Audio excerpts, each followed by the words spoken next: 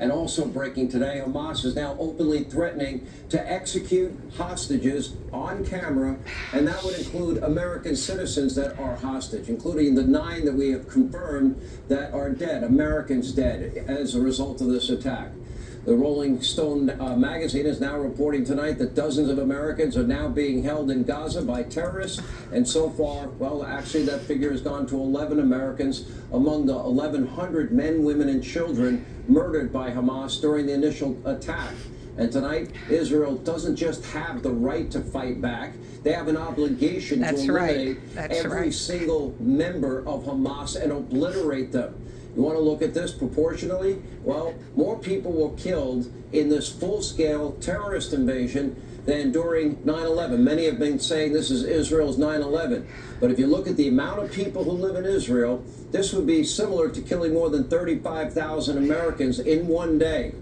On 9/11/01, 2,977 Americans were slaughtered that day, many thereafter with 9/11 related illnesses.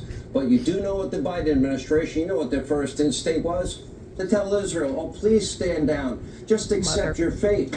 Look at this now deleted tweet from the weekend. Quote, we urge all sides to refrain from violence and retaliatory attacks. Terror and violence. Oh, yeah, right. They're not going to defend themselves. Excuse me? This is our president. Attacks? Oh, you can't fight No, back? he is not my Did president. Hamas write that tweet? Or do the people that work in the Biden White House, are they really just that stupid?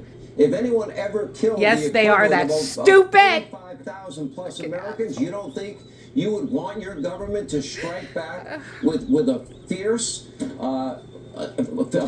intensity, the likes of which nobody's ever seen before? Because I know that would be my reaction. And today, your so-called president, he was nowhere to be found. He seemingly just took the day off. White House, they called him. He must be on the beach. That's where he always runs. Again for the rest of the day. At about noon today, if you want to be exact, 11:51 a.m. Biden then attempted to shamelessly capitalize on these attacks.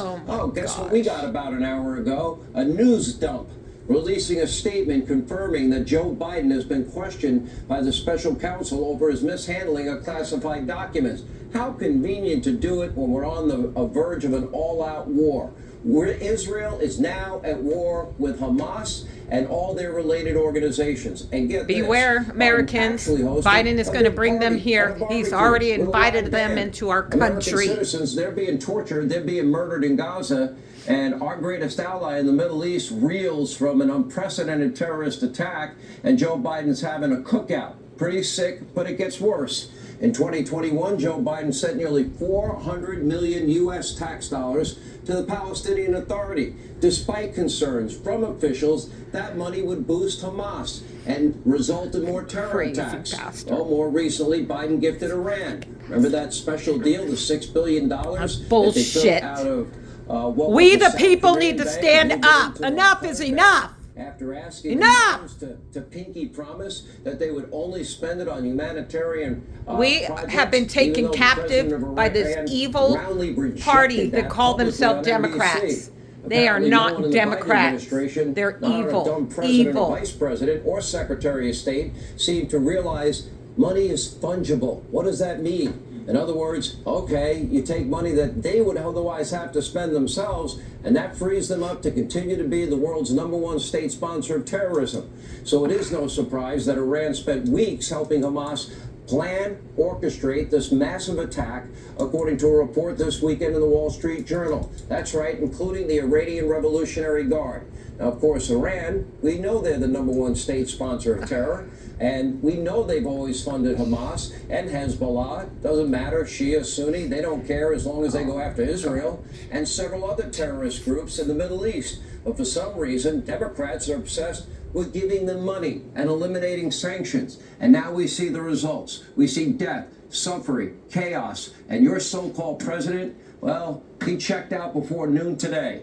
And meanwhile, Israeli President or Prime Minister Netanyahu, probably the only leader on the world stage today that has the moral clarity that's needed for just a moment like this. Tonight, he is vowing to protect the world's only Jewish state from these barbaric terrorists who want to push Israel into the sea. Take a look. Israel is at war. We didn't want this war. It was forced upon us in the most brutal and savage way. But though Israel didn't start this war, Israel will finish it. Good. Hamas will understand that by attacking us, they've made a mistake of historic proportions.